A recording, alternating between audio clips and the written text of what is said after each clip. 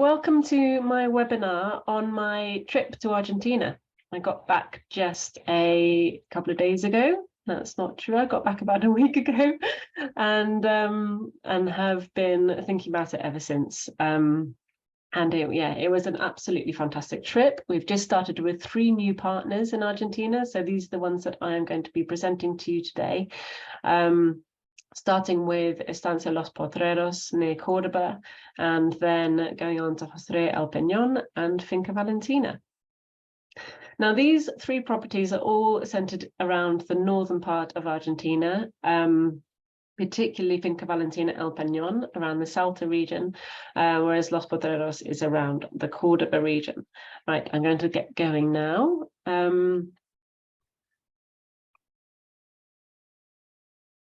I'm going to start with Los Potreros. Los Potreros is an estancia which has been around for many, many years, and I'm sure a lot of you are very familiar with it already. It's a very exciting start for us with Kevin Begg, the owner of the estancia. It's been within his family for over 100 years, and it's got a very, very special, familiar kind of feel to it. It's a very warm and welcoming place to stay. And if you are familiar with it, you'll know that it has a strong focus on horse riding. So I'll be covering a bit about that as well.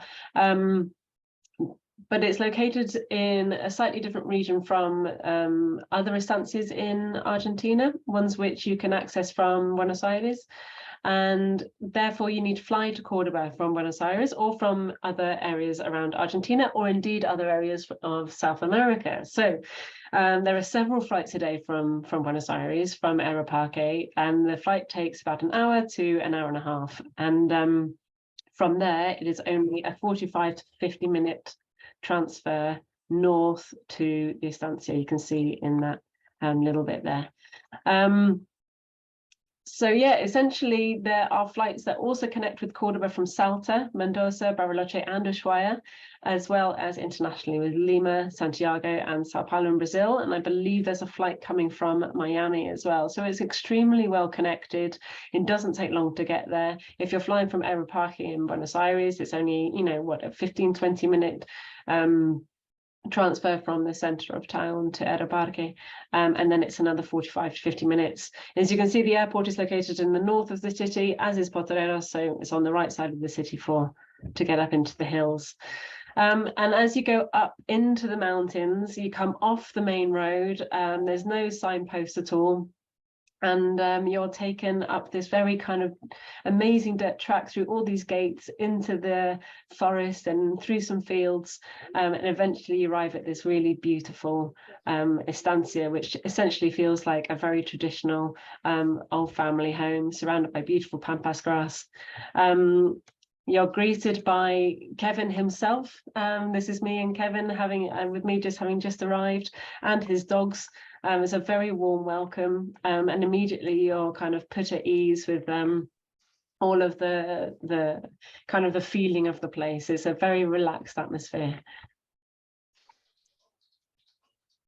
This is one of the buildings that is near the main house. This is where generally people congregate for the horse riding. So it's where people are congregating pre and post horse riding.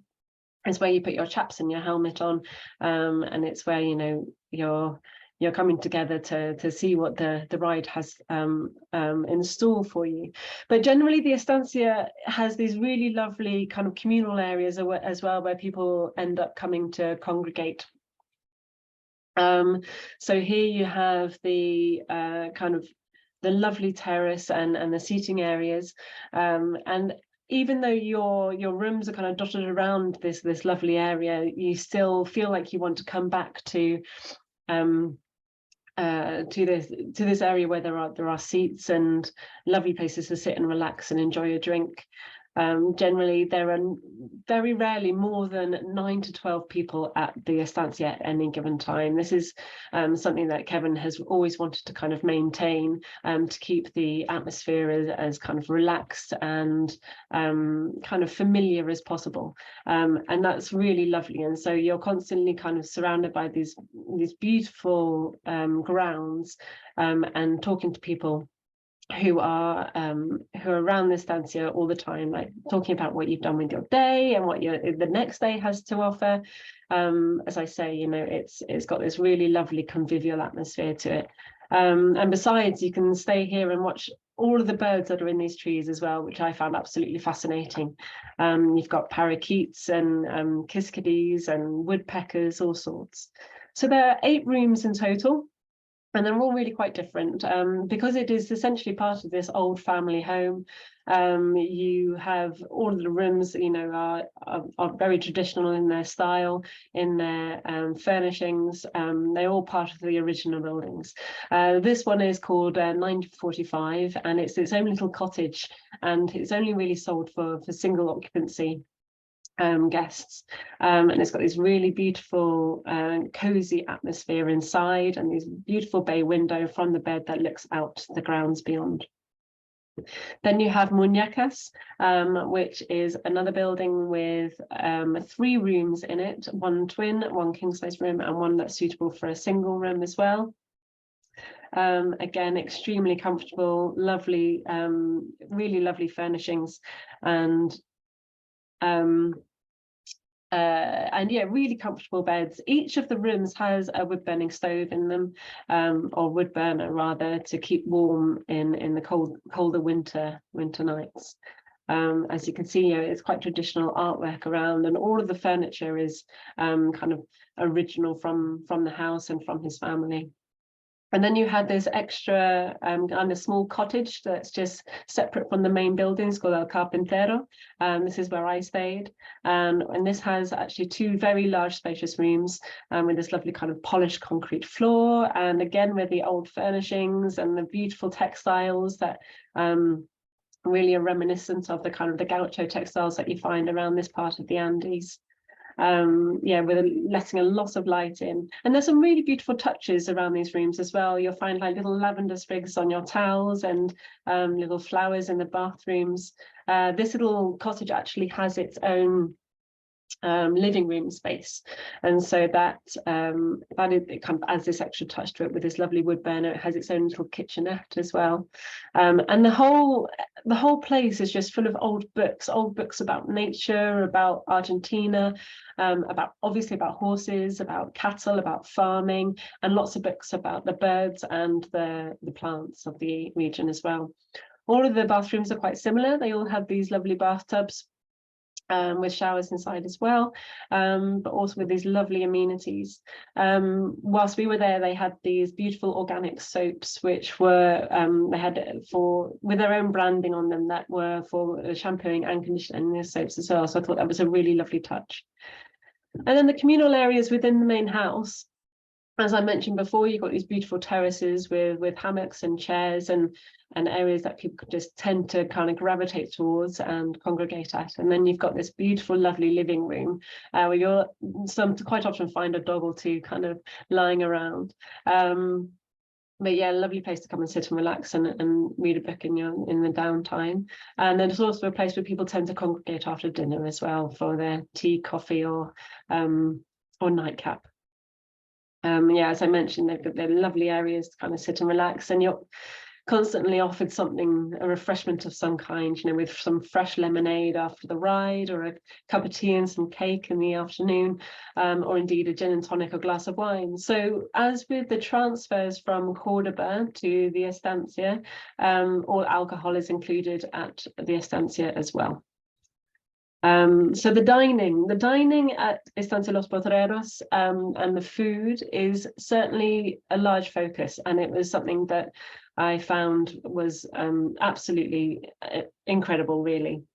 Everybody comes together to dine together, so for breakfast, lunch and dinner, and this means that you're generally around one table, and that depends on whether you have the lunch out in the hills. Like if you're going out on a ride or a hike, sometimes I'll do a picnic out in the hills, but generally the breakfast, lunch and dinner are taken at the Estancia. and yeah, taken together. And I think that's a really lovely convivial thing to do. Everybody, the conversation was always flowing. You have one or two of the guides with you, acting as hosts, and Kevin quite often joins the guests as well. So there's always like free flowing conversation, lots of stories, lots of laughter. So yeah, you'll have a delicious breakfast when you first wake up. The itinerary is definitely not kind of very kind of strict and early in the morning. You know, it's a late breakfast, and then you kind of get going into the day, which contributes to this lovely relaxed atmosphere. Lots of fresh fruits and homemade bread, and lovely eggs and juice.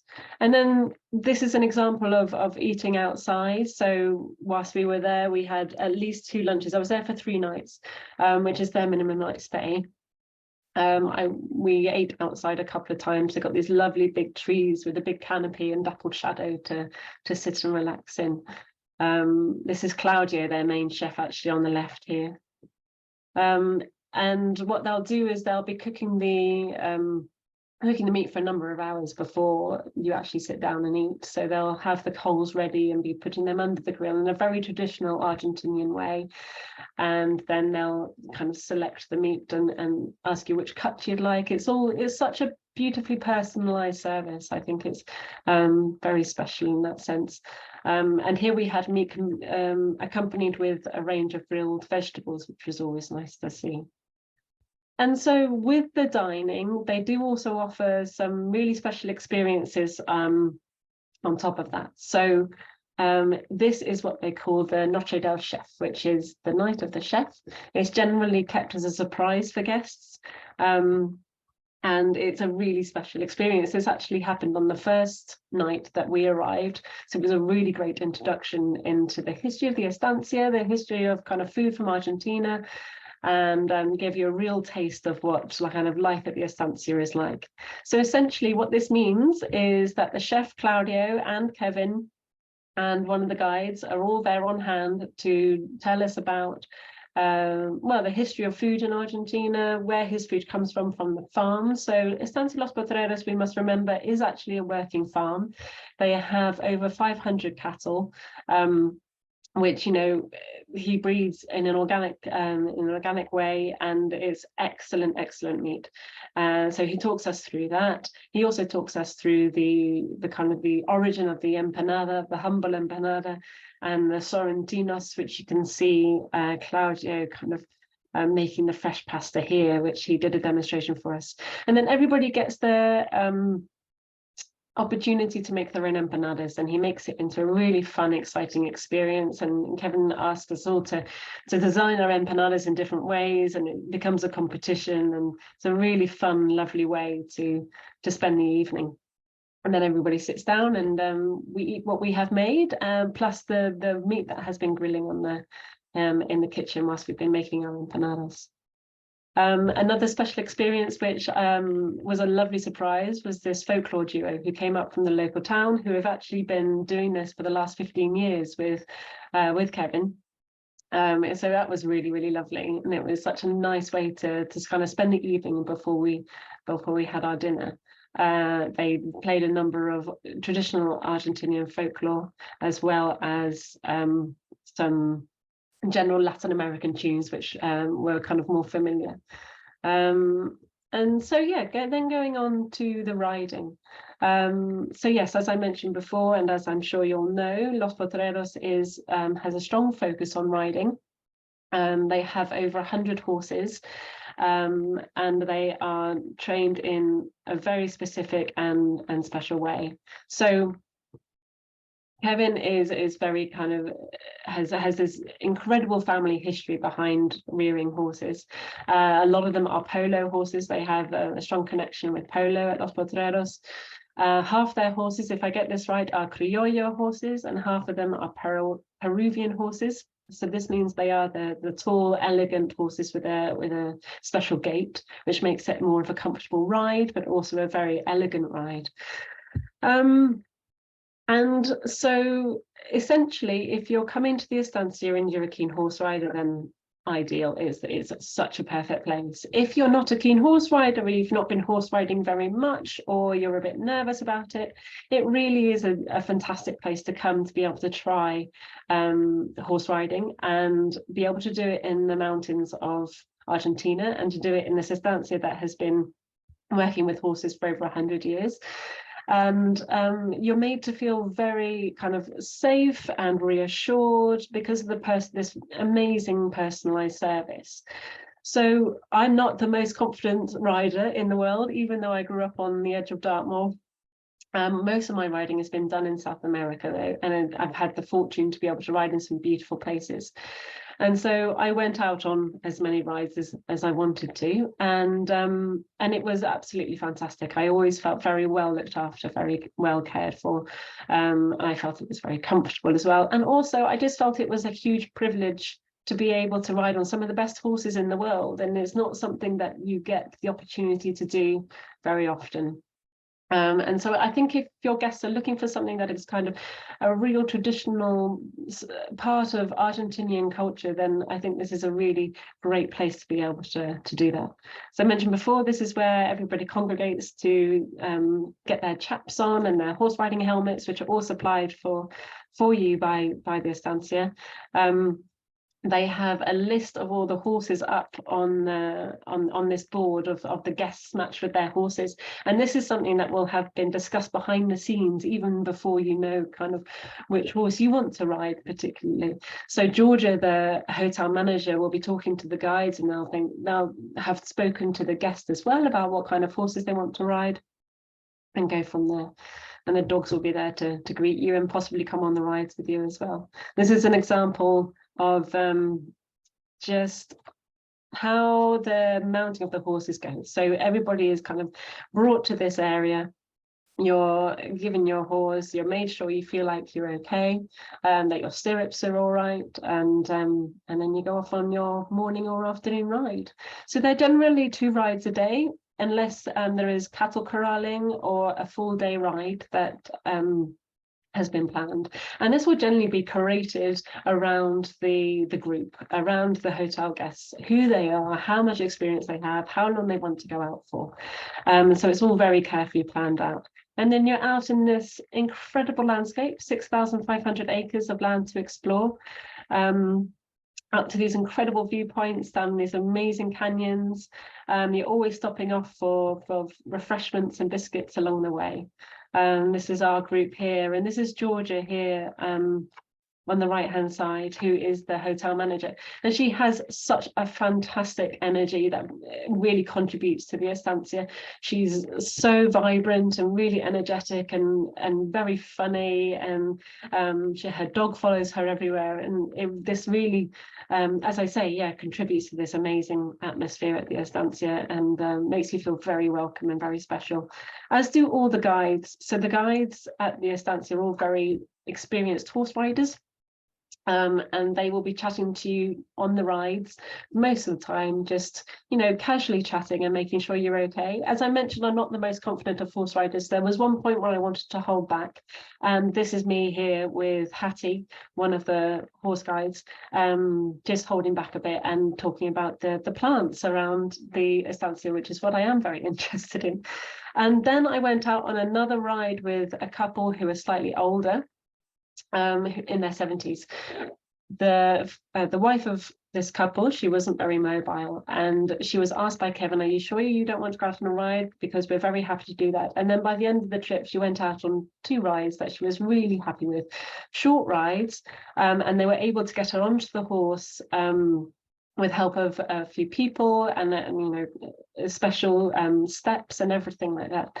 And Kevin took her out with a rope and stayed with her the whole time and talked to her and us the whole time about the birds and about the botany and about the landscape and about the estancia, about the gauchos. So that was also an incredibly special experience.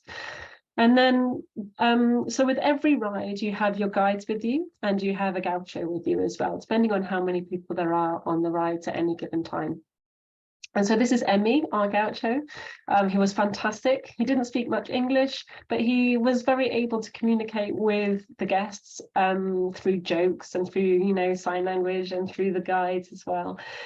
He gave us a fantastic lassoing presentation. And he basically leads the group out onto the estancia. This is one of the viewpoints where we stopped and had our refreshments. And so even though the interest is, you know, there is a big interest in horses and in cattle at the estancia, I'd say that it's also a fantastic place for people who are interested in birds and plants. The whole landscape is covered in vibrant wildflowers, reds and yellows and purples and cactuses everywhere. They're absolutely fascinating.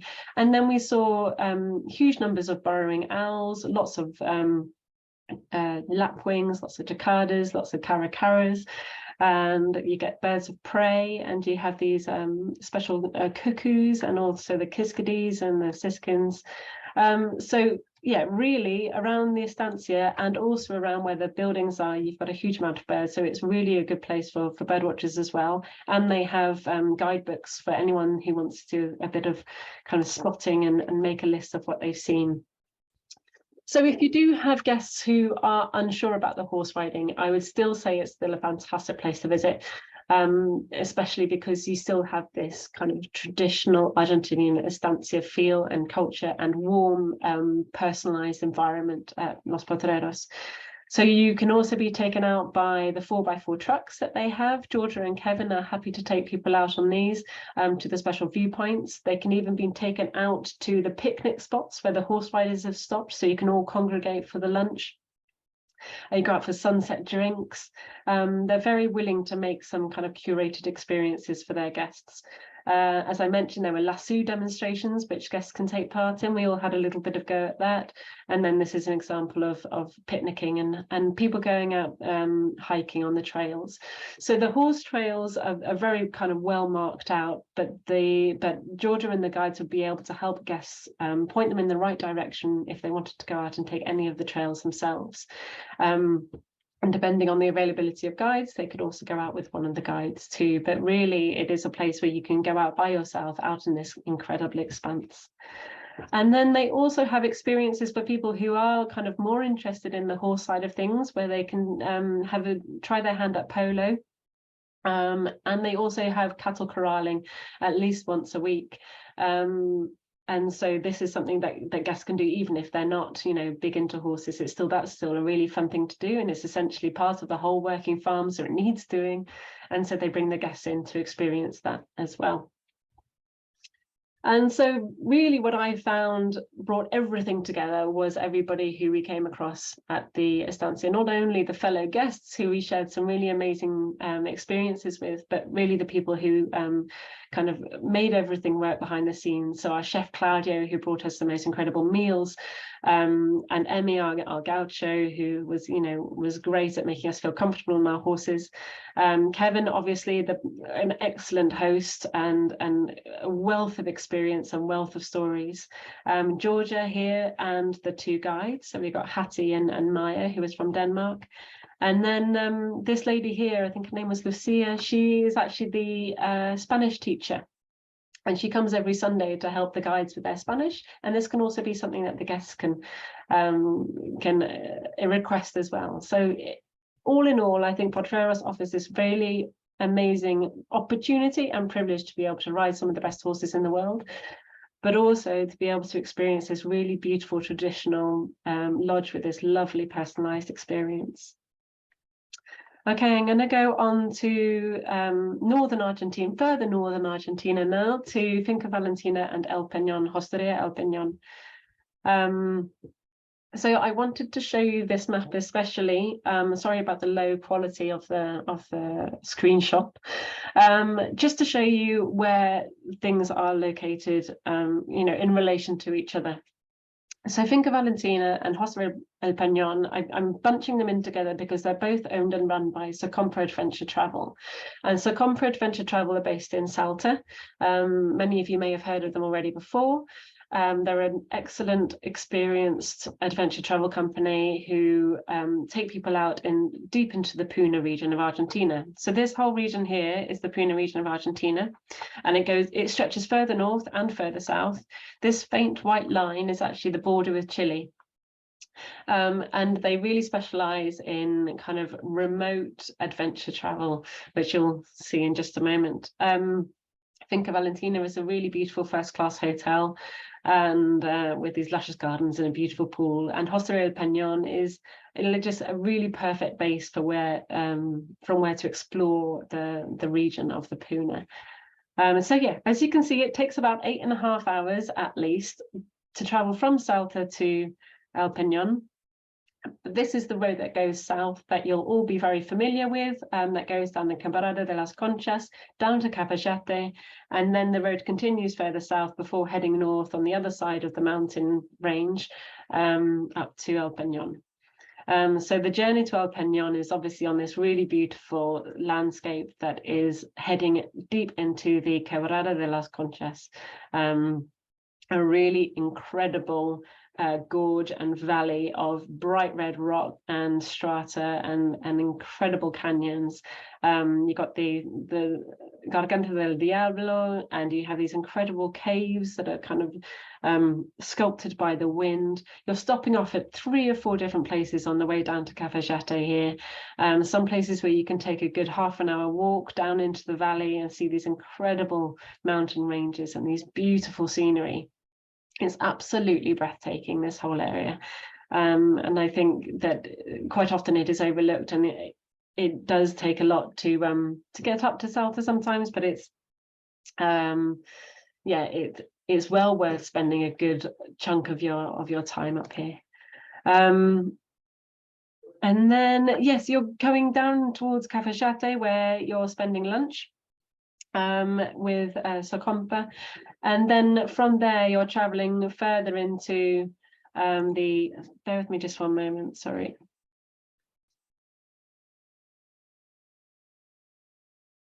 From Tucumán Airport. That's a really good question. I think it's very similar to Salta Airport, but let me I'll have a look into that and let you know. If I could ask you to keep your questions until the end, that would be fantastic. And if you could just note them down for now, that would be great. So from Cafayate, yeah, you're then, as I said, heading a bit further south and then going back up north on the other side of the mountain range. And this is where the scenery starts to change. The mountains start to get bigger, you know, the clouds come in, and you start to come across these really bizarre landscape formations where you've got these very dry mountains, and then these huge sand dune comes out of nowhere. So that's where we stopped off on our way to Peñón, just to have a little hike on the sand dune. And then you're coming across these high altitude plains where you're going to be spending the next few days in pure desert. Essentially, this whole area is very dry. You're in pure mountains. You're at high altitude. You're at between 3,000 and 4,000 meters above sea level generally, and of course it's quite inhospitable land, and the villages here are remote. They are very, very isolated, and so you eventually arrive at your lovely Hostería El Peñón, which is run by Socompa, but it is also open to the general public, and it's open to anybody who wants to book through their DMC. So essentially, Socompa work with Socompa work with all the DMCs, so you can book any Socompa itinerary through your DMC, or you can work with Socompa directly. So that's something that to bear in mind. They're very open to they're very open to kind of creating a relationship however you would like to be able to do that. This is the village of El Peñón, so high in the mountain range, and this is the Hostería here. So right on the main road, and this is the little village of El Peñón, which is quite quaint, really. It's got a lovely little main square. It's got lovely, like, low-lying houses with beautiful gardens. And the Hostería is a really warm, welcoming place. You know, it isn't top of the range luxury. That's not what they're trying to be either. They're essentially the best option in this whole area, and it's a really beautiful building. All made out of adobe bricks. And so every time we arrived back at the hotel, we remarked on how warm it was. And they said, no, there's no heating, there's no fire on. This is purely because of the way it was built. And the heat of the sun during the day just heats it up. It's got very lovely, warm, welcoming communal areas with lots of lovely Andean textiles and photographs around, and books for you to read about the area as well. And the food is Hostería El Peñón, so you have breakfast and dinner included in your stay. If you're booking through Socompa, then I believe they also put on a lunch for you here if you're coming back in the middle of the day. The food was really, really good. The chef here called Franco, he was at Finca Valentina before he came to Hostería El Peñón, and so he's brought a wealth of kind of knowledge and skill with him, and they make up these amazing meals to the best of their kind of resources, essentially, because they get a delivery every once in a while. And they're able to create these lovely dishes for their guests. So all of the rooms are en suite and can be twin, double or triple. There's 8 of the rooms, they're all exactly the same. They all also have a wood burning stove heating system for the colder winter nights. So that's our summer. And you can't really see it here, but these little holes here in the wall, that's where the wood burning the wood burner is, and the chimney of that, the pipe, is within the rooms. So it essentially acts as a radiator. So in the winter months, they are stoked throughout the night, which is very nice. So the guests don't have to get up and do that themselves. So yeah, these are the rooms. They're very spacious, very high ceilings, and lots of lovely little touches like flowers in the rooms, and warm blankets and lovely pillows, spacious bathrooms and great amenities. And yeah, it's got this beautiful aspect out across the mountains. You can see the sun rising over the mountains one side and the sun setting on the other. It's a lovely place to base yourself. So what do you do from El Peñón? You're basically exploring the Puna region from here, and you're going out in these wonderful 4x4 trucks that can handle any road. And just to show you briefly where that would be, this here is a natural reserve, which is the Carachi Pampa Reserve. And then Antofagasta is up here, which is the second day that we had. Antofagasta de la Sierra, the road goes through there as well. And then there's an itinerary which takes people even further into the Puna, into this region called Tala Grande, where people would generally spend an extra night before heading back to Salta. We actually spent 3 nights at El Peñón, and we went over the Andes this way back to Salta again, which was absolutely spectacular, but I'll show you some of that now. So this is the kind of landscape you've got greeting you as you're heading into the reserve of Carachi Pampa. Very volcanic, very dry, inhospitable, but absolutely stunning. So the first place we visited was at the actual volcano of Carachi Pampa, which also has an incredible lagoon at the foot of it. And then in the distance here, you can see the pumice stone field, which I'll show you in just a moment. So the Carachi Pampa Lagoon is this very beautiful pink lagoon with these pink mountains behind, the amazing geology that you can see in all the rocks. And it's full of these beautiful flamingos as well. And then we came across a herd of llamas as we were walking back to the car. And this is the Carachi Pampa volcano. So as you can see, the roads around this kind of reserve are not paved. You know, you are bumping about a bit, but generally your mind is taken off any of that by this incredible landscape. You're going from this deep, dark, black volcanic rock to these incredible white, huge dunes that you find in the middle of nowhere that you're free to just go out and explore. And then taken to the Campo de Piedra Pumice, so this pumice stone field, which is unlike anything I've ever seen before. It absolutely was extraordinary. We spent a whole afternoon here really just exploring this extraordinary field of pumice stone, which they said was 42 kilometers long and 5 kilometers wide. he sent us off, our guide who had been with us all day and telling us, you know, everything we needed to know about the geology of the region. At this point, he was like, right, off you go, take this head torch with you, and I'll meet you back at the car. And I was like, well, I don't think I'm going to need the head torch, because I don't really want to get lost out here, because I will never find our way back. But we were lucky enough to have the most amazing sunset. And watch the sky turn pink with the Karachi volcano in the background. And it was just absolutely magical. And we were the only people there. During the day, there were several other cars, and that was peak season, being January in Argentina. There were Argentinian tourists and a few other international tourists, but really, you felt like you had the place to yourself. And then we go back to El Peñón for a lovely warming dinner. That night, we actually had a parrilla. So we had a barbecue and some lovely homemade empanadas. They have a good selection of wines at El Peñón, so that's something to bear in mind. And the staff are really warm, very friendly, and there's not many of them that speak English. The host will speak English, but the guide will be there as well to help with any communication issues, but they're all local. So Compra made it very kind of part of their ethos to make sure that they only work with local people. They want to bring in as much kind of enterprise into this region as possible. A lot of it is taken up with mining, this area. So a lot of people have jobs in mining. So this is a kind of a cooperation and a community tourism initiative as much as anything. And then, as I say, the next day we travelled further north into the Puna on these gravelly, dusty roads through this incredible landscape. And then we got to the Salar de Antafolla, which is one of the largest salt flats in the world, or one of the longest salt flats in the world. And with this incredible, amazing scenery, which was absolutely mind-blowing. And the panoramics everywhere that you can see, and very few other people. And we eventually reached the town of Antafolla, which is on the other side of this salt flat. So we crossed the salt flat and got to this lovely little town where we were hosted for lunch by a family that Sacompa work with. And we had lovely llama stew and this really traditional kind of passion fruit marmalade with cheese.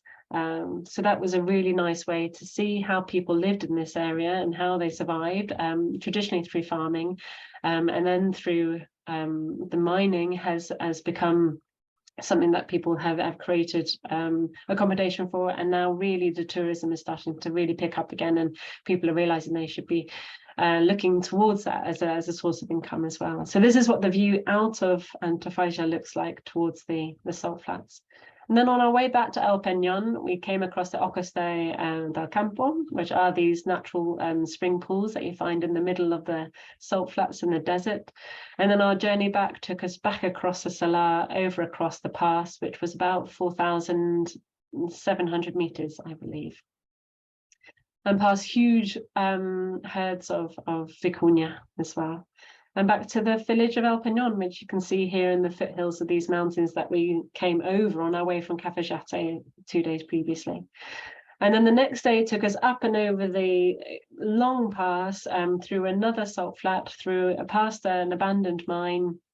And finally we hit the road back to Salta, where we see these lovely ancient cactus, and again, this incredible geology. And I was lucky enough to see the bridge of the train to the clouds, something which I'd wanted to see since I started in Latin American tourism about 15 years ago. So that was a nice little detour off the main road. So the rest of the Puna has landscape like this. This isn't something I saw, but this is up further towards Tolar Grande. So this is the Arita Cone volcano. This is an area called Los Colorados, of these incredible kind of geological formations.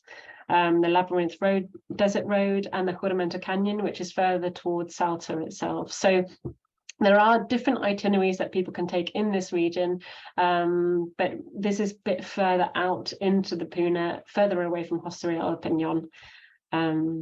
Yeah, lovely guanacos just everywhere. This was our guide called Rodrigo. He was fantastic. We were basically in the truck with him for 8 to 10 hours a day. He really knew his stuff about the geology. He was very passionate about it, passionate about the nature, about wilderness, about the indigenous cultures around here. His English was good. We were able to communicate him when we wanted to stop. My partner, who's a photographer, he was stopping all the time to take the pictures and to take the video, and he was very patient with that as well. So this personalized service was really exceptional, and it really made our trip what it was. And we eventually arrived back to Salta, to Finca Valentina, which was a really lovely end to our trip. So Finca Valentina is a hotel which is just outside Salta, on the right side, well, on the left side of the city, southwest side of the city, but on the right side if you're coming to or from the airport, because it's only a 15-minute drive. I'd recommend 2 or 3 nights here if you're visiting the whole area of Salta, and taking a city tour in the city of Salta. It's a really beautiful property. Owned by Fabrizio and Valentina, who own Socompa. Valentina is an Italian architect, and you can really tell that she took time to really concentrate on the details of the design of the hotel, because it's got this very understated, like calm luxury feel to it. There were 12 rooms and 5 categories. We had the deluxe suite, which was really beautiful, but all the rooms are very spacious, very light, incredibly comfortable. This is the deluxe suite with lots of storage space, which I loved, and a lovely little terrace that looks out towards the mountains. Yeah, lovely communal areas. As I say, it just felt like a very kind of calm, relaxed, lovely kind of luxury place to stay, with some really lovely warm hospitality as well. And we also had dinner here. So this is a bed and breakfast hotel. They do have experiences and dinner available at an extra cost. I would definitely recommend staying for at least one dinner, because this happened to be one of the best meals I had on the whole trip. It was absolutely exquisite. The kitchen really know what they're doing, and it's full of really beautiful, fresh ingredients. So yeah, that's something I fully recommend. A really lovely end to a fantastic trip. And I thought I'd leave you with this picture of this guy, this little goat, who we found on one of our hikes from Quebrada de las Conchas. Suggested nights at each of the hotels. So El Peñón, I would definitely say at least 2. I mean, it's so far from civilization that you don't want to be traveling on too much, and I'd say it's an excellent base, so at least 2. 3 or 4 is better. Finca Valentina, as I mentioned, 2 or 3 nights. And yes, that is basically my presentation on the first half of my visit to Argentina. The second half took me to Estancia Cristina, who we've been working with for a number of years. I wanted to catch up with them again, and also to Hotel Las Balsas, which is a very, very new addition to our portfolio, just in the last 2 weeks, and one that I will be presenting again soon. So this presentation and recording will be sent to you in the follow-up email. But if you would like to ask me any questions, now is the time. So please do let me know if you've got any questions.